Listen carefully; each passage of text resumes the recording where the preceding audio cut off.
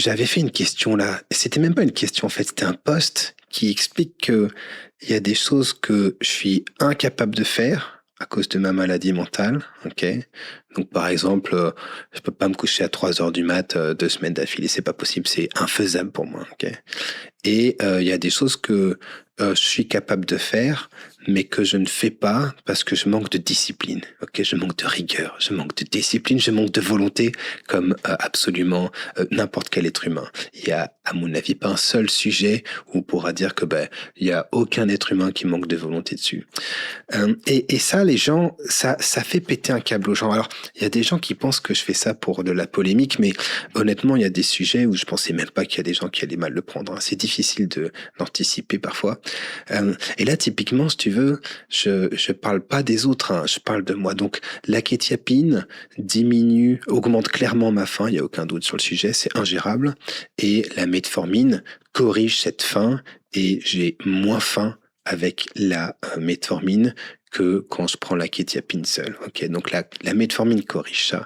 Mais il y a quand même de façon régulière des fois où je me dis, tiens, je vais aller bouffer McDo. Et en fait, je lutte même pas, tu vois, je lutte peut-être 2 secondes, je dis, ah non, j'ai dit que je le ferais pas, et en fait, j'y vais quand même. Et ça, c'est sur la bouffe, c'est récurrent. Ah, je me prends qu'une tranche de pain, en fait, j'ai bouffé carrément la moitié de la baguette. Et c'est non-stop, c'est non-stop. Et ma femme le voit, ma femme dit, mais qu'est-ce que tu fous, putain, c'est fatigant. Parce que maintenant, moi, j'étais gamin, et si tu veux, mon objectif, c'est de rester en vie le plus longtemps possible pour pouvoir aider mes gamins, tu vois, c'est un autre truc de vie.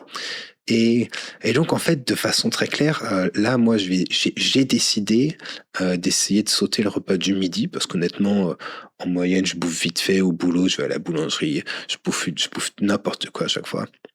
Je pense que c'est plus simple pour moi de faire matin et soir, et puis c'est tout. Et je vais essayer de m'y tenir, ok?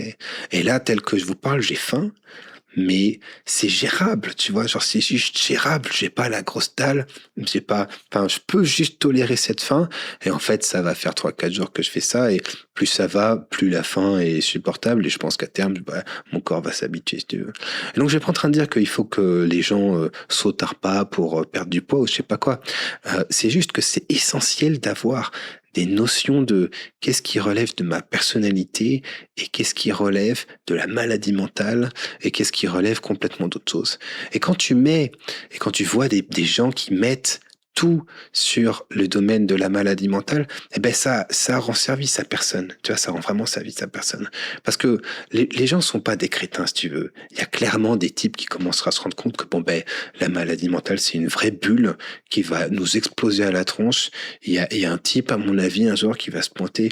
J'espère qu'il y a pas un type typiquement d'extrême droite là, qui va pas un type malin, tu vois, qui va pas se prendre s'emparer du sujet et qui va dire oula, on est en train de faire n'importe quoi, parce que ça va être difficile à défendre, tu vois. J'ai un peu peur des résultats des élections en 2027 parce que à mon avis, il y en a qui vont être un peu surpris de comment ça va se passer si jamais on a des extrêmes au pouvoir.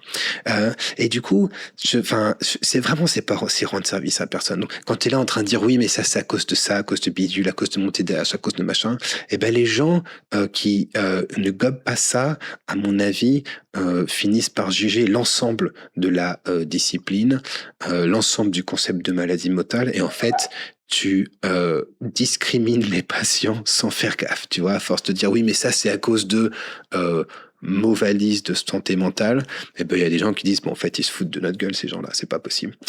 Donc on se fait un petit peu niquer honnêtement. Donc je pense que c'est vraiment important que les gens aient ce genre de concept. On peut être consciencieux et être de plus en plus consciencieux, ça se pose. Ok, donc sur les traits de personnalité, il y a le Big Five, ok, on est d'accord. Ça fait partie des trucs de psychologie qui sont les plus répliqués. Si le Big Five en fait est du flanc, on peut supprimer tous les psychologues parce qu'il y a rien d'autre qui n'est valable aussi. Et en fait, on est tous différents. Donc il y a des gens qui ont un névrosisme qui est prononcé. Donc ça, c'est des gens qui qui tolèrent pas les émotions négatives, tu vois, c'est genre juste insupportable, ils n'arrivent pas à gérer ça. Et il y a des gens qui ont une conscienciosité qui est plus ou moins développée. Donc la conscienciosité, c'est à quel point tu es rigoureux quand tu fais les choses, à quel point tu arrives à rester stable, tu arrives à tenir tes objectifs, etc., etc. Alors, il y a des gens qui vont dire, ouais, mais si on a un TDAH, on peut pas faire ça. Et c'est juste, mais c'est complètement faux, si tu veux. C'est complètement faux. Donc, il y a une association négative entre le TDAH et la conscienciosité, ok? Tu peux, en moyenne, tu as une conscienciosité plus faible quand il y a un TDAH, mais l'association, la force de l'association, on dit, elle est autour de 0,3, 0,4, comme un peu toujours en psychologie sociale, donc c'est pas rien, ok? Mais tu as des kilomètres de pouvoir dire, ouais, bah du coup, je peux pas faire ça à cause de mon TDAH. Et honnêtement, pour moi, c'est un espèce de red flag majeur, un espèce de red flag suprême, si tu veux, quand les gens commencent à dire ouais, j'ai une maladie mentale, et après c'est il me faut. Et donc les gens commencent à s'attendre et que les gens te disent ouais ben je dois avoir des droits, je dois avoir ces privilèges vu que j'ai un TDAH, j'ai besoin d'aménagement, de machin bidule, et ils commencent à te faire la liste des trucs qu'ils veulent. Ça veut pas dire qu'à chaque fois c'est n'importe quoi, mais ce que j'entends beaucoup moins souvent, honnêtement, c'est ben j'ai un trouble bipolaire. Donc, faut que je sois discipliné sur mes routines, faut que je sois discipliné sur ma bouffe, faut que je sois discipliné sur mes addictions, etc. Et en fait, ce concept de rigueur, d'effort, de persévérance face à l'adversité, tu vois, quand tu n'y arrives pas, qu'est-ce qui fait que tu continues ou pas, eh ben c'est un angle noir, un angle mort. C'est juste jamais abordé, c'est juste jamais abordé. Et je pense que c'est dangereux parce que sur le long terme, honnêtement, sur le long terme, et là tu peux me citer si tu veux, sur le long terme, il est sûr que le système ne va pas s'adopter à toi. Il est sûr que le système ne va pas se modifier pour tolérer ta différence. C'est une certitude, ok? Donc des fois, tu as de la chance et tu arrives à voir un truc, un machin, mais en moyenne, le système ne s'adaptera pas aux malades mentaux. Ça veut dire de penser que ça va être le cas ou de penser que on déstigmatise plus depuis qu'on en parle, c'est passer complètement à côté du chapeau. La santé mentale, grande cause nationale, sert aux politiques, ok? Ils ont fait semblant, ça a fait des vues, c'est très bien. Ça sert aux gens qui ont fait un paquet de pognon en faisant des campagnes, des machins, des gens qui sont fait connaître. Ça sert aux gens.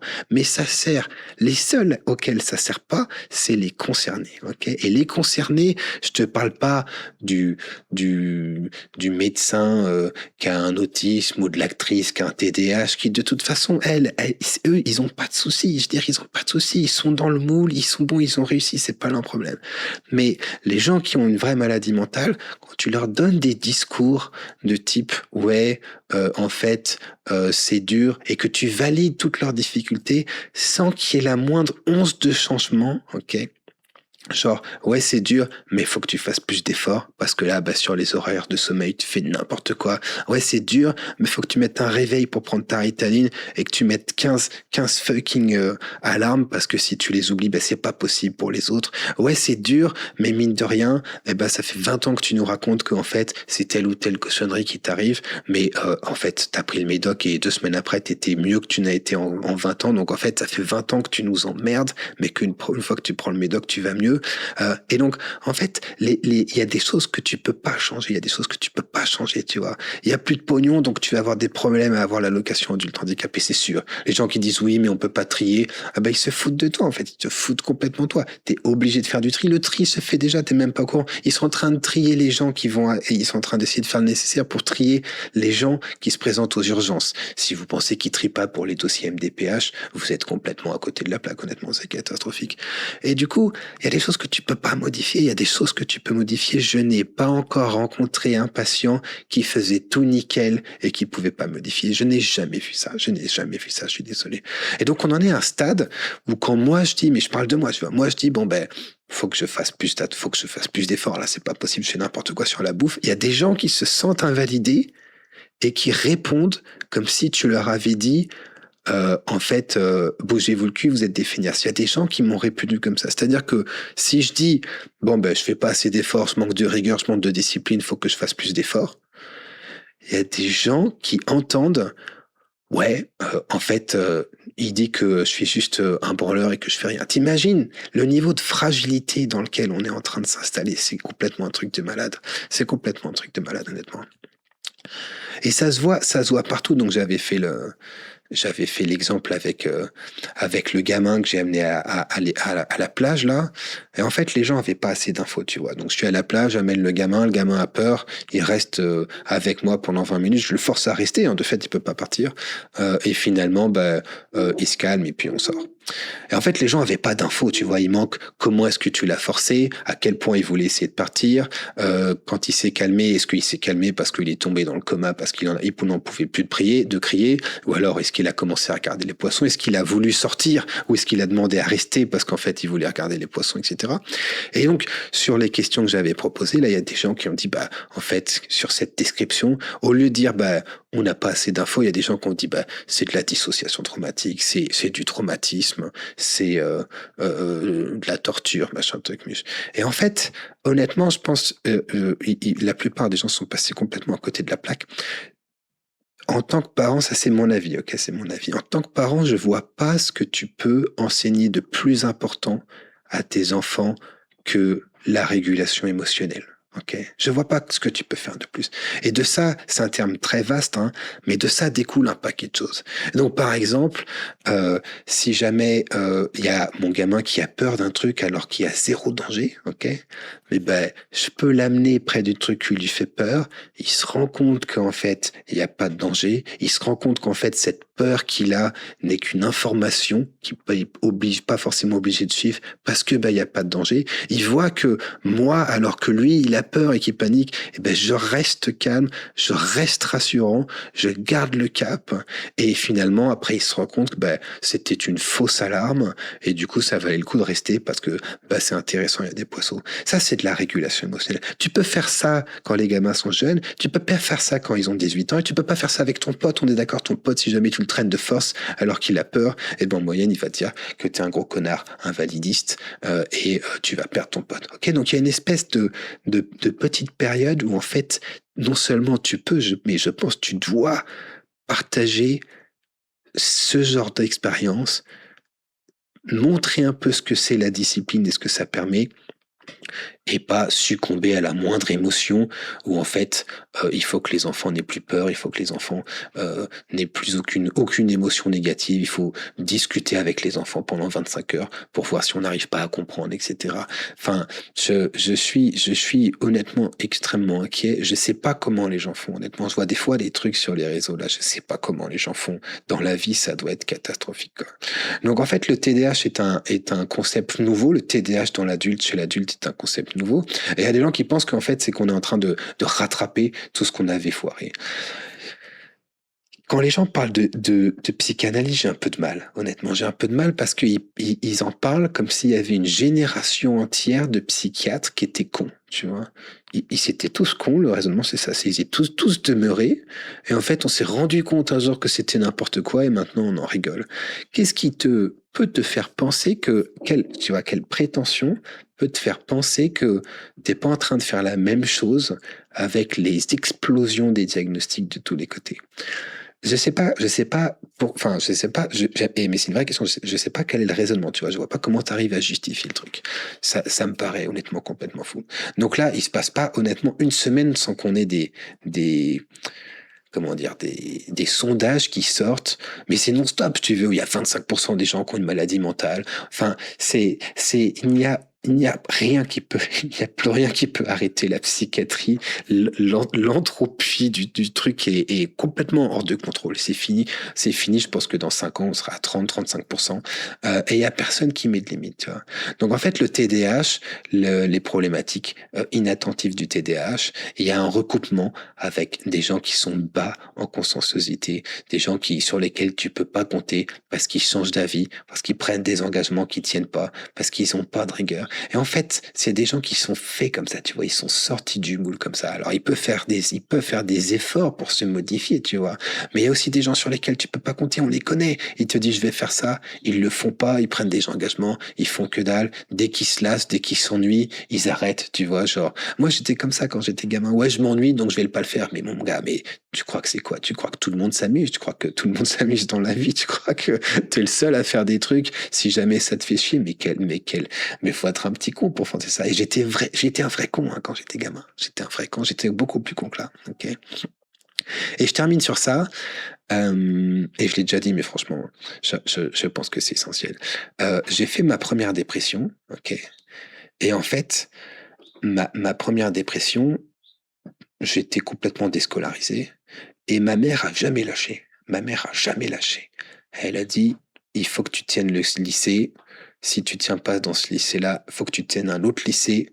Je sais que tu les trouves cons. Je n'ai rien à foutre de savoir s'ils sont cons ou pas, les profs ou machin. J'en ai rien à foutre. Il faut que tu tiennes le lycée. Si tu tiens pas le lycée, tu vas le payer toute ta vie parce que les gens t'attendront pas, Mickaël. Les gens t'attendront pas. Et tu pourras être malin, tu pourras avoir toutes les excuses, tu pourras discuter parce que tu sais discuter, Mickaël. Il y a aucun souci. Tu peux discuter pendant des heures. Tu pourras faire ce que tu veux. Si tu rates le lycée, je suis pas sûr que tu arriveras à récupérer le truc et tu vas foirer ta vie après. Ok. Et les gens t'attendront pas. Et en fait, moi, j'ai fait ma dépression et je suis sorti de là avec la conscience que les gens ne t'attendront pas, que ce soit pour une maladie psychiatrique ou n'importe quoi. Les gens ne vont pas t'attendre. Le système va encore moins prendre le temps de te donner la main. Donc ça ne veut pas dire que des fois tu n'as pas un coup de bol et il y a quelqu'un qui te file un coup de pouce, ok. Mais il faut quand même vraiment avoir ça en tête. Et donc honnêtement, je pense, ce serait, à mon avis, nécessaire. On pourrait faire des études, il y a même des études qu'on peut trouver sur le sujet, que de façon collective, en tant que professionnel de santé, on remette le curseur, tu vois, d'invalider complètement les expériences émotionnelles des uns et des autres, c'est pas une bonne idée. Si tu dis j'ai peur de ça et que tu dis t'as peur pour rien, bouge-toi le cul, c'est une mauvaise idée, ok? Si tu vas dans l'autre extrême et que tu commences à donner un caractère sacré à ce qui n'est rien de plus qu'une émotion, tu es dangereux de la même façon. C'est dangereux peut-être dans des délais un petit peu plus tardifs, mais t'es dangereux pareil, tu vois. Moi, j'ai des gens où en fait, j'ai peur de faire des attaques de panique, donc on reste avec ma fille à la maison. Mais c'est n'importe quoi, honnêtement. En fait, il faut que tu te traites, FISA, parce que tu es en train de partager tes peurs irrationnelles à ton enfant. C'est une urgence thérapeutique, tu vois. Et sur ce genre de situation, moi, j'ai des patients qui me racontent, alors peut-être qu'ils n'ont pas compris, mais des patients qui me racontent qu'il y a des psychologues qui disent « Bah oui, mais c'est normal, faut que vous expliquiez à votre fille que ça fait souffrir et elle va vous comprendre. » Et on est en train, honnêtement, de rendre les gens complètement dingues. On est en train de rendre les gens complètement dingues. Donc, le discours, faut se bouger le cul, il faut être discipliné, il faut être motivé et quand il s'arrête uniquement à ça, il est faux, ok. Mais le discours où on enrobe les gens dans leurs émotions et on veut les protéger de tout, etc., il est faux aussi, ok. Non seulement il est faux, mais il fait péter un câble à ceux qui ne sont pas concernés. Donc en fait, si tu veux déstigmatiser vraiment les gens, t'as intérêt à changer de discours sévère, à mon avis. T'as intérêt à changer de discours sévère. Parce que la maladie mentale, c'est stigmatisé, c'est pas demain que ça change. Je suis psychiatre, j'ai du fric, j'ai des connaissances en psychiatrie, et l'ordre des médecins me défendait. T'as quand même des médecins à la Sécu qui se sont dit allez, on va essayer de le faire passer pour un fou furieux parce qu'on comprend rien à ce qu'il se raconte. Est-ce que tu crois que ça se passe différemment quand on parle de patients qui ont pas de thunes, qui ont pas fait d'études, qui sont seuls, qui sont pas soutenus? Tu penses vraiment que tu vas arriver à modifier la vie des gens si tu les surines avec la santé mentale? Tu crois honnêtement, si tu vas à un rendez-vous et tu sors, tu vas à un rendez-vous un meeting de Eric Ciotti et tu lui dis et tu prends les gens qui sont là et tu les forces à regarder un documentaire sur les conséquences du racisme, etc. Tu crois que tu les fais changer d'avis? Vraiment, quelle espèce, mais dans quel esprit tordu tu penses que en harcelant les gens sur la santé mentale, on en entend parler, mais non-stop, dans quel esprit malsain tu penses que tu vas pouvoir diminuer la stigmatisation? Mais il faut être complètement dingue, honnêtement, il faut être complètement malade. Donc voilà, c'était mes réflexions. N'oubliez pas, hein, en moyenne, si vous êtes offensé quand je dis un truc et que quand vous me citez, vous êtes incapable de me citer, vous sortez une phrase que vous avez comprise, le problème vient probablement de vous. Si vous êtes incapable de juste me citer pour justifier votre réaction émotionnelle, c'est probablement que la réaction émotionnelle n'est pas tout à fait adaptée. Ok. Et quand c'est fait avec moi, honnêtement, c'est pas très grave. Honnêtement, moi, enfin, je vais m'en sortir. Si vous faites ça avec vos proches, c'est un vrai sujet. C'est un vrai sujet. Et je pense que ça fait des vies qui sont très très compliquées. Ok. Donc la bonne nouvelle, honnêtement, c'est que moi, ce que je vois au quotidien, c'est du TDAH, de la maladie mentale, etc., etc.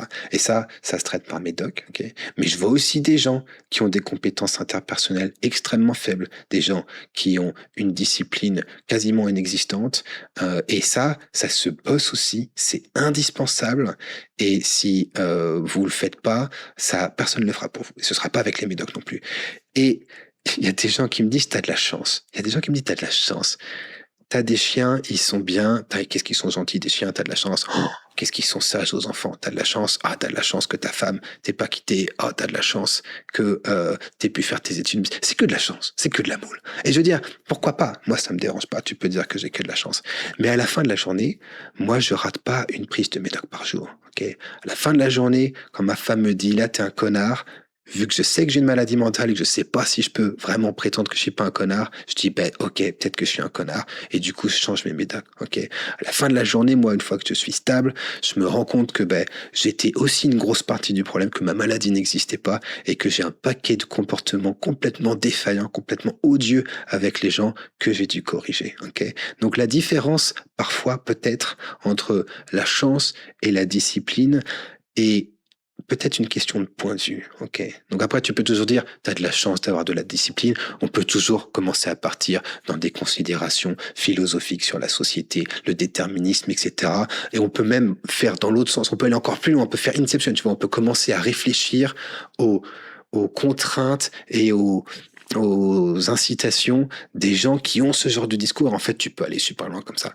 Enfin, je pense que c'est quand même vachement dangereux, tu vois. Et même pour le moral, ça doit pas être bon. Quand il m'arrive des trucs mal, bah, je suis pour rien, c'est les autres qui sont des connards. Quand je fais des trucs bien, bah, c'est que de la chance. Ça doit être horrible. Ça doit être horrible à faire. Donc, je sais même pas si c'est vrai ou si c'est faux, mais sur le plan psychiatrique, je déconseille vraiment d'avoir ce genre de position. Regardez ce que vous pouvez modifier. Regardez dans votre comportement ce qui pose souci et je vous jure qu'il y en a une tripotée. Il y a un paquet de choses que vous faites n'importe comment. Ça n'a rien à voir avec la maladie mentale, ça concerne l'expérience humaine et encore une fois, c'est des considérations qu'on a répliquées et répliquées dans la psychologie de la personnalité hein, et je pense qu'il faut vraiment que les gens soient un petit peu sensibilisés à ça. Ok. Donc le modèle, si vous le regardez sur Internet, c'est le Big Five.